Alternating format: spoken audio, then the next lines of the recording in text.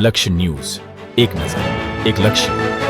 કરુણા અભિયાન 2025 અંતર્ગત વિશ્વવિખ્યાત હાસ્ય કલાકાર શાહબુદ્દીન રાઠોડ પદ્મશ્રી એવોર્ડથી સન્માનિત. Thangadh range forest officer MS Rajali, veterinary officer Thangadh doctor JA Bhavsar સેવા ચેરિટેબલ ટ્રસ્ટના સભ્યો દ્વારા આજે સવારે 9 કલાકે દીપ પ્રાગટ્ય કરી કરુણા અભિયાન 2025 અંતર્ગત પક્ષી બચાવ અને સારવાર કેન્દ્ર ખુલ્લું મૂકવામાં આવ્યું. બ્યુરો રિપોર્ટ જયેશભાઈ મોરી. મકર સંક્રાંતિનો આ પવિત્ર દિવસ છે અને એના નામ ઉપરથી જ ખ્યાલ આવી જાય.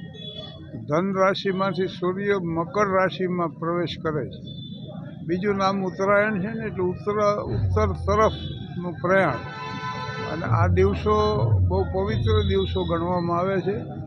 મહાભારતમાં ઉલ્લેખ છે ને, ભીષ્મ પિતામહને ઈચ્છા મૃત્યુ હતું એટલે એને ઉત્તરાયણનો સમય પસંદ કર્યો અને ઉત્તરાયણ શરૂ થયું પછી એમને એ છોડ્યો. તો આ દિવસોમાં ખરેખર તો પ્રાચીન ભારતમાં આર્યોનું જે હતું, આપણી 5000 વર્ષ જૂની સંસ્કૃતિ, ત્યારે મકર સંક્રાંતિના દિવસે જે લોકો પાસે જે વસ્તુ વધારાની હોય ને એ ઓટે મૂકી દેતા.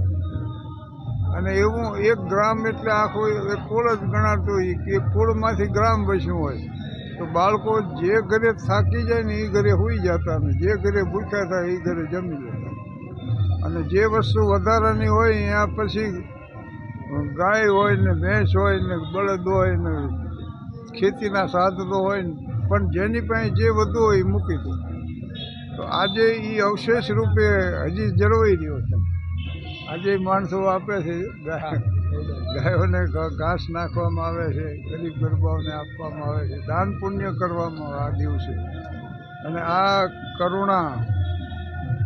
કરુણા અભિયાન સરકારશ્રીનું છે એ બહુ પ્રશંસનીય છે. કારણ કે પશુઓ માટે, પક્ષીઓ માટે અહીંયા આવી સુવિધા કરવામાં આવે.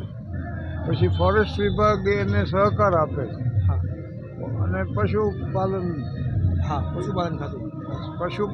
ખાતું આમાં સહયોગી બને છે.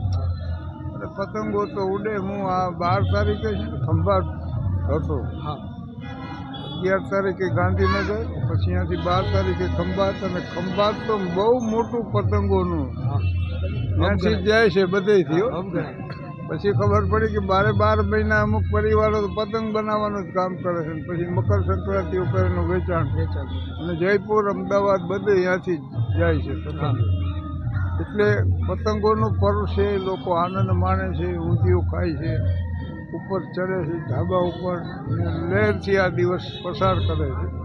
અમારે આવી ગયા છે અરમાનના ભાઈબંધ દોસ્તારો બધા અગાશીમાં છે અને એ તૈયારીમાં છે. પણ એક સૂચન કર્યા જેવું એ લાગે કે ભાઈ આ પક્ષીઓ જે જખમી થાય, અને એ ચાઇનાની દોરી તો પ્રતિબંધિત છે, છતાં સ્વાર્થી લોકો એના સ્વાર્થ માટે પાછા વેચે અને ઘણાના ગળા કપાઈ જાય. એવા પ્રસંગો બને ઘણા કે યુવાનો જતા હોય મોટરસાઇકલમાં ફરી વળે, નાના બાળકો થાંભલે પતંગ લૂંટવા જતા હોય ને પડી જાય નીચે અને અકસ્માત સર્જાય. તો ઉત્સવ સાથે આ એક સાવચેતી રાખવાની જરૂર છે કે પક્ષીઓને નુકસાન કોઈ ન થાય, અકસ્માત ન થાય, નાના બાળકો ધાબામાંથી નીચે પડી જાય.